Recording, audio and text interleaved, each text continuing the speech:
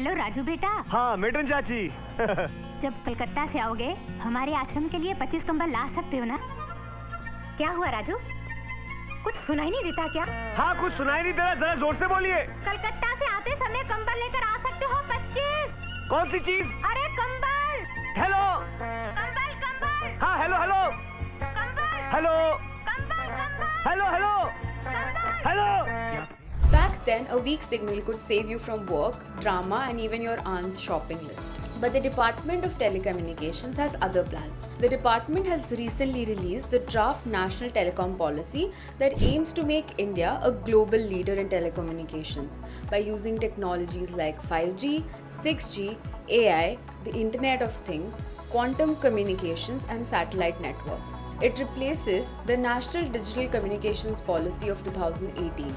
It speaks widely of inclusive and universal connectivity by 2030. It aims to cover 100% of the population by 4G and 90% by 5G and provide all Gram Panchayats high-speed optical internet with minimal downtime. The policy aims to achieve this using satellite and non-terrestrial networks for remote areas and creating Digital Bharat Nidhi to fund rural connectivity. The policy also aims to drive innovation by supporting research, startups, and collaborations. It looks to achieve 10% global share in 6G related patents and establish 10 centers of excellence for emerging tech. The policy emphasizes on boosting economic growth and jobs by developing skills, attracting investment, and promoting telecom manufacturing in India by setting up telecom manufacturing zones to enable a manufacturing ecosystem and increasing domestic output by 150% with emphasis on localization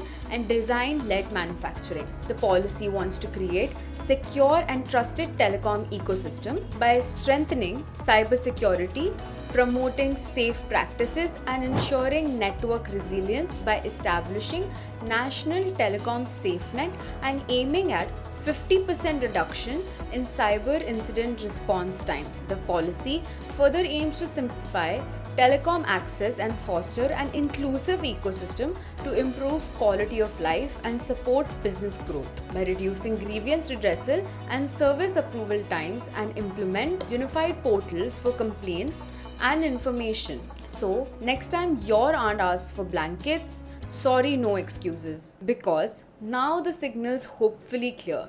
The policy is still a draft and is open for public feedback. Check the caption to know how to submit your feedback.